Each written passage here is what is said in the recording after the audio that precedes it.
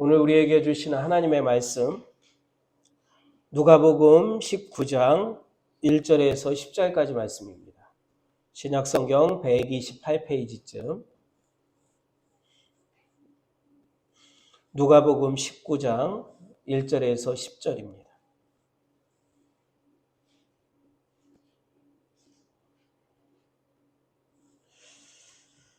우리 한 절씩 교독하겠습니다. 예수께서 여리고로 들어가 지나가시더라. 그가 예수께서 어떠한 사람인가 하여 보고자 하되 키가 작고 사람이 많아 할 수 없어. 앞으로 달려가서 무리를 하여 돌무화과 안에 올라가니 이는 예수께서 그리로 지나가시게 되리더라. 예수께서 그곳에 이르사 쳐다보시고 이르시되 삭개오야 속히 내려오라. 내가 오늘 내 집에 유하여야 하겠다 하시니 무사람이 보고 수군거려 이르되 저가 죄인의 집에 유하러 들어갔도다 하더라. 삭개오가 서서 주께 여짜오되 주여 보시옵소서 내 소유의 절반을 가난한 자들에게 주겠사오며 만일 누구의 것을 속여 빼앗는 일이 있으면 내 갑절이나 아니하리라. 예수께서 이르시되 오늘 구원이 이 집에 이르렀으니 이 사람도 아브라함의 자손이미로다. 인자가 온 것은 잃어버린 자를 찾아 구원하려 함이니라. 아멘. 할렐루야. 아멘. 주님의 은혜 중에 한 주도 잘 지내셨습니까? 쌀쌀한 날씨 속에 건강 유념하시고 급박하게 돌아가는 세상 속에 정신을 차리고 믿음을 지키면서 빠르게 지나는 세월 속에 나의 인생의 끝이 있음을 아는 지혜로 하루하루 살아가는 여러분들 될 수 있게 되기를 바랍니다. 오늘 설교 제목인 내가 구원받았는지 어떻게 알 수 있는가라고 하는 이 제목은 책 제목인데 그 책은 제가 설교 중에 2차례 정도 소개한 책이었습니다. 책 제목으로 여러분들에게 질문해 보겠습니다. 여러분들은 구원받으셨습니까? 구원받았다라는 것을 어떻게 알 수 있을까요? 얼마 전에도 전했지만 구원받았다라는 것은 확신만 갖는다라는 뜻은 아니다라는 것을 여러분들에게 전했습니다. 이런 설교는 자칫 오해의 요지가 있기도 합니다. 구원이라는 것이 확신만이 아니라 삶에서도 드러나야 하는 그런 부분인데 그래서 어쩌란 말이냐라고 반문하는 분이 있더라라는 것이죠. 오늘 그 책의 내용을 전하려고 하는 것은 아닙니다. 구원이라고 하는 부분이 우리 인생에서 가장 중요한 문제이기 때문에 그리고 구원받은 이후에 우리의 삶은 어떠해야 하는지 오늘 말씀을 통해서 전하려고 합니다. 오늘 본문은 여러분들이 잘 아는 삭개오 이야기입니다. 삭개오의 삶을 통해서 구원받은 사람의 모습을 깨닫게 되어집니다. 아, 구원받은 사람은 이래야 하는구나 라고 하는 그런 것을 깨달을 수 있게 되어집니다. 삭개오의 삶을 통해서 여러분들이 생각했던 구원을 다시 한번 점검해 볼 수 있게 되길 바랍니다. 아, 구원받은 사람은 이래야 되는구나 라는 것을 삭개오를 통해서 배울 수 있게 되길 바라고 배운 그 삶을 여러분들의 삶에 잘 녹여낼 수 있게 되기를 바랍니다. 본문에 나타나는 삭개오의 특징적인 모습은 세리장이었고 부자였었고 키가 작은 사람이었다라고 소개하고 있습니다. 부자라고 표현한 것은 단순히 그가 잘 먹고 잘 살았던 사람이 아니라 재산이 우리가 생각하는 것보다 훨씬 많았을 부자라고 인식하면 좋을 듯합니다. 참고로 누가복음에는 부자라고 하는 표현이 종종 등장을 합니다. 전장인 18장에서 보면 부자 청년, 부자 관원이 예수님을 찾아왔었고요. 그리고 16장에서는 부자와 거지 나사로 비유가 누가복음에도 등장하는 그런 이야기입니다. 표면적으로 삭개오는 세리였었고 부자였었고 키가 작은 사람이었었다 이렇게 보여집니다. 그러나 표면적으로 보이는 삭개오의 모습으로 그를 판단한다라고 한다면 결코 예수님을 만난 이후에 삭개오의 변화된 모습이 우리에게는 나타나지 않을 수도 있습니다. 3절 말씀에 예수님을 보고자 했다라고 하는 이 말씀에 보고자라고 하는 이 표현은 집요하게 찾았다라는 뜻입니다. 삭개오는 여리고에 살고 있었지만 예수님에 대한 소문을 들었을 것입니다. 마침 예수님께서 여리고를 지나가신다라는 소식을 듣고 예수님을 만나려고 했었던 것입니다. 그가 그토록 예수님을 만나고자 했었던 이유가 무엇일까요? 단순한 호기심으로 예수님을 보고자 했을까요? 정확한 뜻은 본문을 통해서 이해하기는 어렵습니다. 왜 예수님을 그토록 보고자 했을까? 간절히 갈망을 했을까? 라고 하는 것을 오늘 본문에 나타나는 표면적인 모습으로만은 이해하기 어렵다라는 것이죠. 아마도 삭개오는 마음의 공허함을 안고 살았을 것입니다. 아마도 그는 영적인 갈급함이 있었을지 모릅니다. 그는 아마도 마음에 커다란 구멍이 나 있었던 그런 사람이었는지도 모릅니다. 그에게 돈 많음은 자신의 공허함을 달래주지 못했을 것입니다. 그래서 그는 예수님을 만나 자신의 마음을 아뢰고 싶었던 마음이 그에게 있었을 것입니다. 4절 말씀을 보니 삭개오는 예수님을 만나고자 했던 갈망이 있었음에도 불구하고 만날 수 없었던 두 가지 장애 요소를 말씀을 하고 있습니다. 하나는 키가 작았다라는 것과 또 하나는 군중 때문에 예수님 앞에 나아갈 수 없었다라는 것이었습니다. 그래서 삭개오는 예수님이 지나가실 길목 앞서 달려나갔던 것을 보게 되어집니다. 이런 모습에서 삭개오의 성격을 엿볼 수 있지 않겠습니까? 예수님을 보기 위한 열망, 그리고 결단을 내린 후에는 행동으로 옮기는 그의 의지, 이런 모습을 보게 되어지더라라는 것입니다. 5절 말씀을 보면 예수님의 전지성을 보게 되어집니다. 돌무화과 나무에 올라 예수님을 기다리고 있었던 삭개오가 삭개오인지 어떻게 하셨을까요? 이미 다 알고 계셨죠. 그분이 하나님이셨으니까요. 무화과 나무 아래에서 번민하던 나다나엘도 우리 주님께서는 알고 계셨습니다. 나다나엘을 처음 만나시면서 내가 무화과 나무 아래에서 고민하던 것을 내가 알고 있었다라고 말씀하십니다. 삭개오도 그가 삭개오인지 알고 계셨습니다.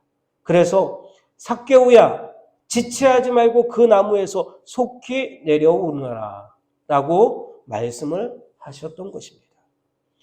본문을 보면 예수님께서 이 땅에 내려오신 목적, 사역의 방향성이 어떠한지 말씀을 하고 있습니다. 10절 말씀 같이 읽어볼까요? 인자가 온 것은 잃어버린 자를 찾아 구원하려 함이니라. 아멘. 제가 지난주에도 설교를 했습니다만 예수님께서 거라사인의 땅, 이방인의 땅, 그 땅을 의도적으로 찾아가셨던 이유는 그곳에 오랫동안 귀신에게 시달리고 영혼이 피폐해질 대로 피폐해진 한 사람을 만나 치유하시고 구원하시려고 하셨던 뜻이 있었다라고 지난주에 말씀을 통해서 말씀을 전해드렸습니다.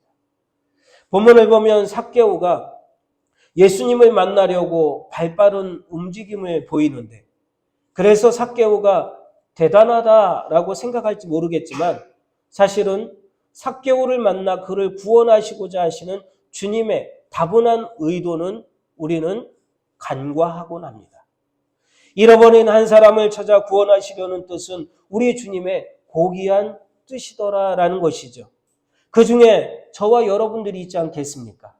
이 사실을 잊지 말고 우리가 날마다 감사하면서 살아가는 것, 이것은 중요한 삶의 자세인 줄 믿습니다. 삭개오를 부르시면서 오늘 너희 집에 가서 머물겠다라고 말씀을 하십니다. 한글 성경에서는 표현되어 있지는 않지만 원문에는 그리고 영어 성경에서도 표현되어 있는데 반드시 무엇을 해야 하겠다라고 하는 단어가 사용되고 있습니다. 반드시 오늘 저녁은 너희 집에 가서 머물러야 하겠다라는 그런 뜻이었습니다. 이 말을 들은 삭개오의 반응은 어떠했습니까? 6절은 이렇게 말씀을 합니다. 무화과 나무에서 급히 내려와 즐거워하면서 예수님을 영접했다라고 말씀을 하고 있습니다. 즐거워하며 영접했다라는 말은 삭개오가 예수님께서 자청한 방문을 흔쾌히 받아들였다라는 그런 말입니다. 삭개오가 예수님의 자청 방문을 예상이나 했겠습니까? 그저 예수님께서 어떠한 분이신가 알고자 했었으니 자신의 집을 방문하신다는 말씀이 얼마나 놀랍게 들렸겠습니까? 얼마나 그 시간이 기뻤었던 시간이겠습니까? 그러니 예수님을 환대했었던 것이죠. 설교 제목을 기억하시죠? 설교 처음에 했었던 질문이 기억나시죠? 우리가 구원받은 것을 어떻게 알 수 있을까? 결론적으로 말한다면 우리가 구원을 확신할 수 있다고 한다면 확신만이 아니라 우리의 삶에 변화가 있어야 된다라는 것입니다. 삶의 변화가 없다면 우리의 구원은 점검해 보아야 한다라는 그 사안인 것을 기억할 수 있게 되길 바랍니다. 오늘 본문을 통해서 첫 번째, 구원받은 사람은 우상으로부터 돌아서는 사람이다라는 것을 깨닫게 되어집니다. 본문의 배경이 되는 도시는 여리고입니다. 여리고는 하나님의 낙원이라고 하는 뜻으로 무역의 중심지였습니다. 부촌이었습니다. 이런 지역에 세리장이라고 한다면 돈꽤나 있었던 사람이었습니다. 조금 전 부자를 설명하면서 전한 말을 생각해 보시면 될 줄 압니다. 세리는 유대인들이 싫어하던 부류의 사람들이었습니다. 당시 이들을 가리켜 허가받은 도둑이다라고 말했던 것도 이해가 됩니다. 당시는 유대 지역이 로마의 지배 아래 있었던 때이었습니다. 로마는 통치권 아래 있었던 나라들 그리고 지역들, 이런 지역들에 현지인 세리들을 세워서 세금을 징수하도록 했습니다. 세리들은 로마에 바칠 세금을 백성으로부터 걷어들여야 했었고 자신들의 주머니도 채울 세금도 걷어들였으니 백성의 입장에서는 2중 3중으로 세금을 착복당할 수밖에 없었습니다.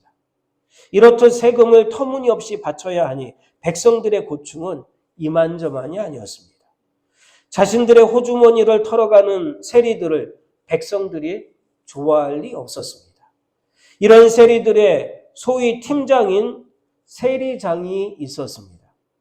삭개오가 여리고의 세리장이었고요. 말을 하지는 않아도 삭개오는 많은 사람들 앞에 지탄의 대상이 되고 있었을 것입니다. 오죽하면 우리 성경에는 표현하지는 않았지만 7절 말씀에 예수님께서 삭개오의 집에 들어가시니 무사람들이 수군거리면서 이렇게 말합니다. 예수님께서 상종도 못할 인간의 집에 들어가신다. 거기에서 유하신다. 라는 말을 하지 않았겠습니까? 세리장이었던 삭개오. 사람들이 생각할 때 저 사람은 상종도 하지 말아야 될 사람이야. 라는 그런 생각을 가지고 있었더라라는 것이죠. 삭개오의 이름의 뜻은 순결한 자, 무죄한 자라는 뜻입니다. 이렇게 본다면 예수님을 만나기 전에 이 사람은 이름값도 못했던 사람이었습니다. 삭개오가 여리고의 세리장이었다라는 말은 이 사람의 가치가 어디에 있었다라는 것을 알 수 있는 대목입니다.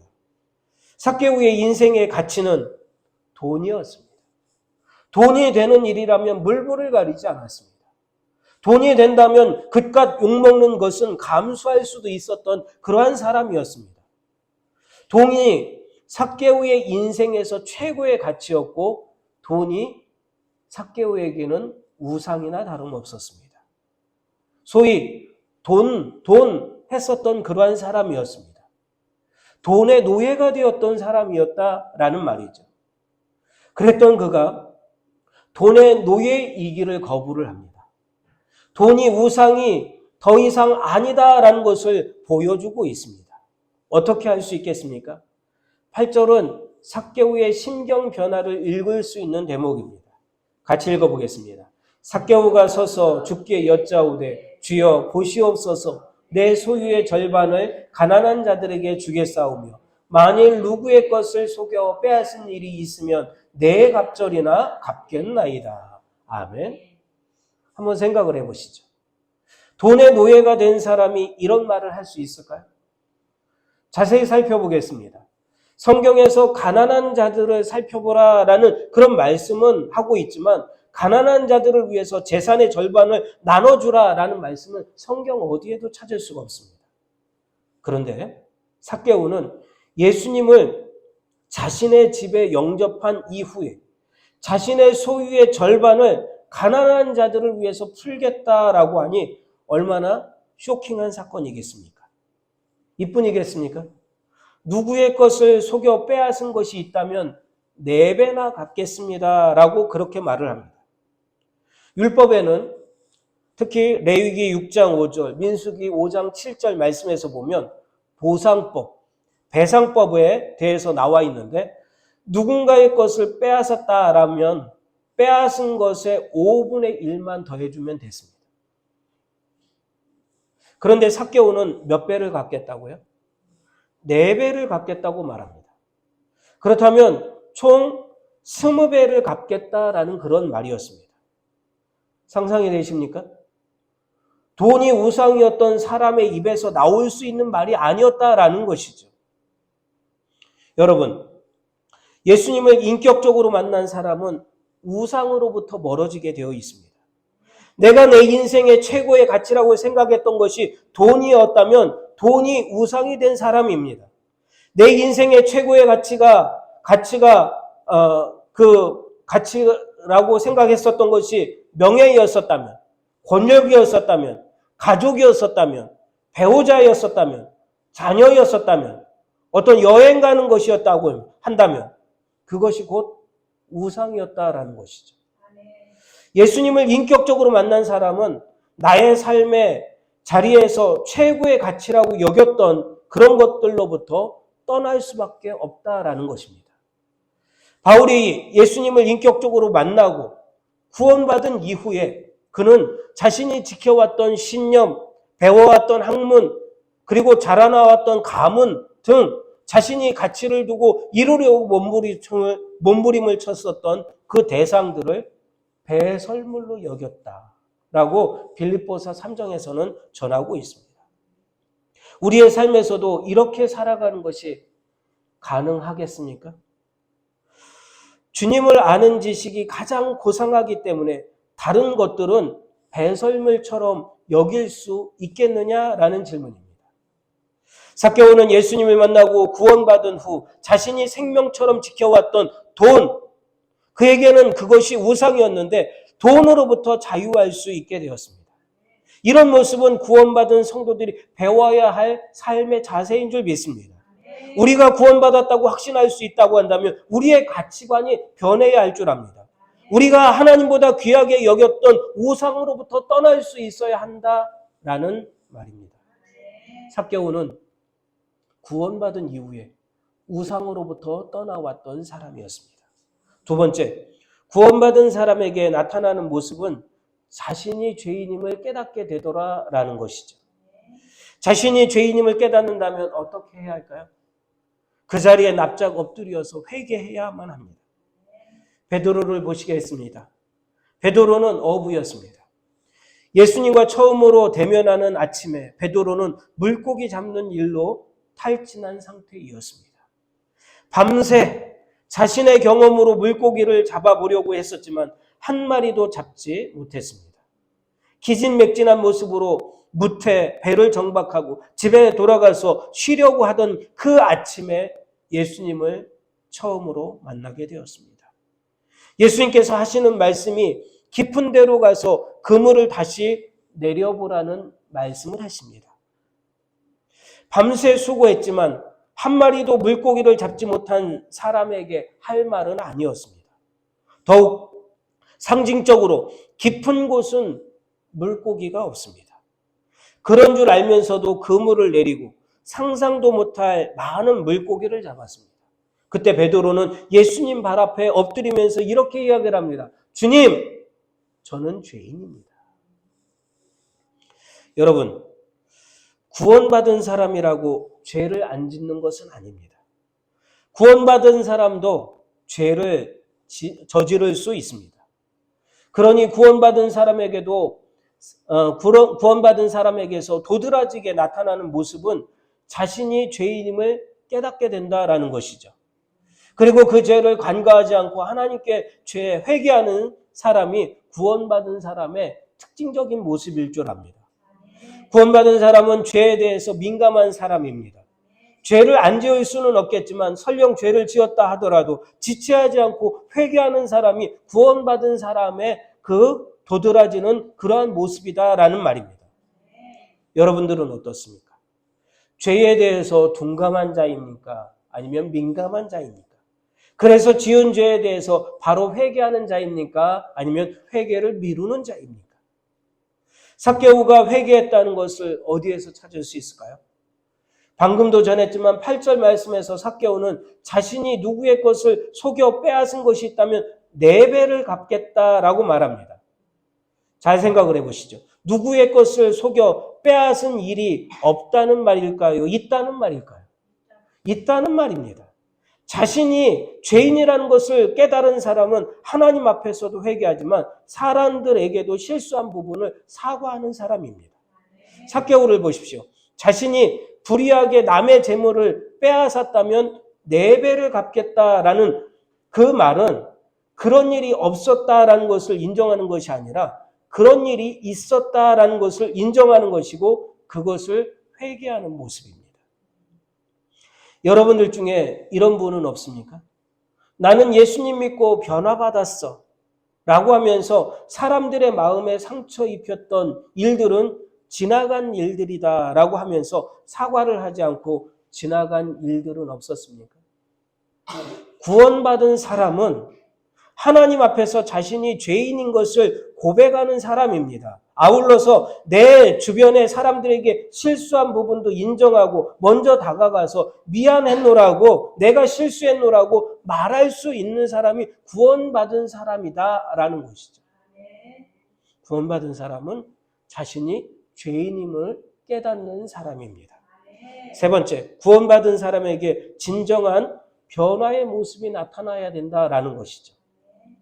구원은 확신만은 아니다라고 전했습니다. 구원은 삶의 변화된 모습이 나타나야 된다라는 것입니다. 예수님께서는 지금 어디를 향하고 계셨습니까? 지금 여리고에 있지만 어디를 향하고 계셨습니까? 예루살렘으로 향하고 있었습니다. 왜 거길 향하고 계셨습니까? 십자가를 짊어지시려고 예루살렘으로 가고 계시던 중이었습니다.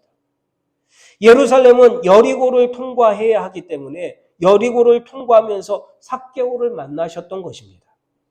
한 사람 잃어버린 자를 찾아 구원하시려고 하셨던 뜻을 가지고 여리고를 통과하셨고 삭개오에게 구원을 선포하시는 장면이 바로 누가복음 19장 초반에 나오는 말씀입니다. 만약에 삭개오가 예수님을 만나려는 몸부림이 없었다라고 한다면 그가 예수님을 만날 수 있었겠으며 구원을 받을 수 있었겠습니까? 물론 구원은 내가 구원을 받고 싶다고 받을 수 있는 것은 아닙니다. 전적인 하나님의 은혜이고 선물인 줄 압니다. 예수님께서 처음부터 삭개오를 만나 그 집에 구원을 선포하시고 구원을 받게 하시려는 뜻을 가지고 계셨습니다. 그런 반면에 삭개오도 예수님을 만나고자 하는 노력이 있었기 때문에 그 마음을 긍휼히 여기셨다라는 것이죠. 자, 보십시오. 예수님은 이 땅에서의 시간이 거의 끝나가는 시점에 있었습니다. 만약 삭개오가 예수님을 못 만났다면 그가 구원을 받을 수 있었을까요? 아마도 구원받을 기회를 놓치고 말았을 것입니다. 감사하게도 그는 구원을 받았습니다. 이 사건이야말로 그에게는 잊을 수 없는 사건이 되었을 것입니다. 질문입니다. 삭개오가 구원받았음을 확신하고 그의 삶은 거기에서 멈춰 있었을까요? 나는 구원받았으니 이제 이후로는 구원의 기쁨 속에서 살기만 하면 돼. 이런 생각을 삭개오가 가졌을까요? 저는 그렇지 않다고 봅니다. 성경은 예수님께서 삭개오에게 구원을 선포하시고 여리고를 떠난 이후의 사건들을 소개하고 있지는 않습니다. 삭개오가 얼마나 변했는지 소개하고 있지는 않습니다. 그렇지만 우리는 예수님을 떠나보낸 이후의 삭개오의 삶이 어떠했는지 유추할 수 있습니다. 8절 말씀에서 두 동사를 눈여겨보셔야만 합니다. 한 동사는 주겠다라는 동사, 또 한 동사는 갚겠다라고 하는 동사입니다. 잘 들어보십시오. 이 두 동사의 시제가 원문에는 직설법 현재 동사입니다. 그런데 한글 성경에는 미래적인 의미로 번역을 하고 있습니다. 앞으로 어떻게 하겠습니다라고 하는 의미로 번역을 했다라는 거예요. 원문에는 직설법 현재형으로 쓰고 있어요. 시제가. 근데 한글 성경에서는 이 시제가 미래형으로 되어 있다라는 거예요. 즉 가까운 미래의 사건을 생생하게 묘사했다라는 거예요. 삭개오는 자신의 잘못만을 뉘우친 것으로 끝나지 않았습니다. 자신의 잘못, 자신의 실수를 만회하기 위해서 곧바로 실천했다라는 그런 말입니다. 이것이 진정한 회개이고 이런 모습이 구원받은 사람의 모습이라는 겁니다. 구원받았다라고 확신한다면 나의 삶에 어떠한 선행도 어떠한 변화된 모습도 나타나지 않는다면 그 사람은 구원받았다라고 착각하는 것입니다. 제가 지금 말하는 어순을 잘 기억을 해보시죠. 어떤 선행이 먼저가 아니다라는 거예요. 어떤 선행을 한다고 구원받을 수 있는 문제가 아니다라는 거예요. 구원을 확신하는 성도의 삶에서는 세상을 따뜻하게 할 변화의 모습을 기대할 수 있어야만 합니다. 구원받았다라고 한다면 나를 통해서 세상을 따뜻하게 할 그런 모습이 나타나야 된다라는 그런 말입니다. 예수님께서 여리고를 떠나신 후에 사건을 성경에서는 기록하고 있지는 않습니다. 그런데 모르긴 몰라도 여리고가 들썩들썩했을 것 같습니다. 이봐, 그 소식 들었어? 삭개오 그 짠돌이가 변했대. 뭐라고? 그 상종도 하지 말아야 될 천하의 구두쇠 삭개오가 변했다고? 앞으로도 계속 그런 모습으로 가난한 자들을 돕는지 조금만 더 지켜보자고. 여리고는 연일 삭개오의 일로 시끌벅적했을 것입니다. 요즘 젊은이들이 쓰는 단어 중에 뇌피셜이라고 하는 말이 있죠. 제 뇌피셜입니다. 삭개오가 기억력이 좋았을까요? 아닐까요? 삭개오가 꼼꼼하고 세밀했을까요? 아닐까요? 제가 보는 삭개오는 기억력도 좋았을 것이고 꼼꼼하고 세밀했던 사람이었을 것으로 보여집니다. 예수님께서 떠나신 직후 그는 장부를 들고 다니면서 자신이 불의하게 세금을 징수했던 사람들을 찾아다니면서 잘못했다 라고 하면서 불의한 징수금을 갚았을 것입니다. 그리고 자신이 어떻게 변했는지 전하며 다녔을 줄 압니다. 여보시오, 내가 전에는 당신의 돈을 내 마음대로 빼앗았던 사람이었어. 당신도 알다시피 내가 예수님을 만나고 나는 구원받았어.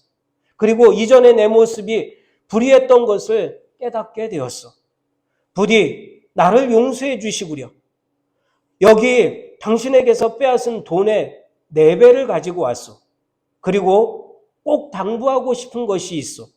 부디 당신도 예수님을 구세주로 영접하기를 바라오. 제가 과장되게 표현했을까요?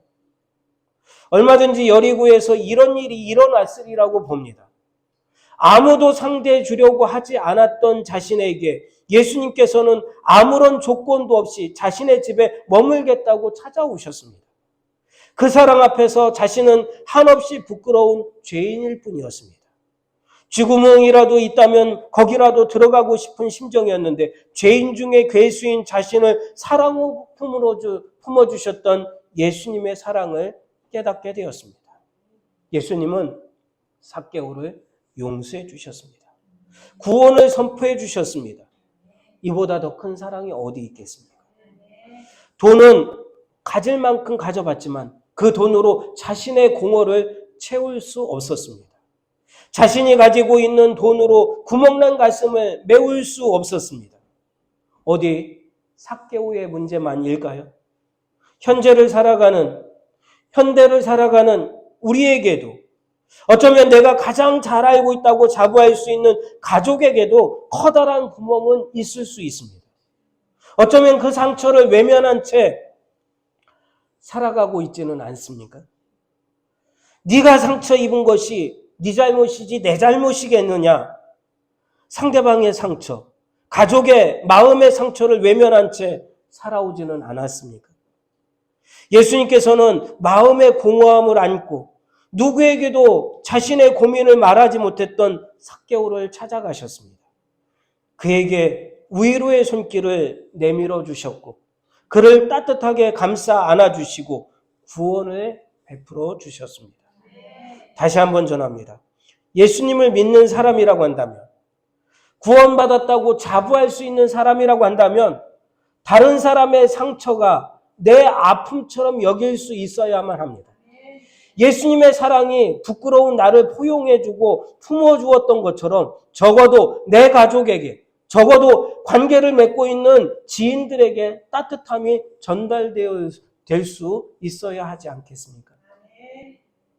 구원받고 못 받고 이 문제는 우리 일생에서 가장 중요한 문제입니다. 세상 것을 다 누려본들 구원을 받지 못했다라고 한다면 그 사람만큼 불행하고 안타까운 그러한 사람도 없습니다. 그러나 이 세상에서 다소 불편한 삶을 살았어도 천국을 기업으로 받을 수 있다고 한다면, 구원받은 인생이라고 한다면 최고의 인생을 산 것입니다. 오늘 말씀은 구원이 확신만이 아니다라는 것을 전했습니다. 구원받았다라고 한다면 구원의 확신의 이후의 삶이 중요하다라는 것을 전했습니다.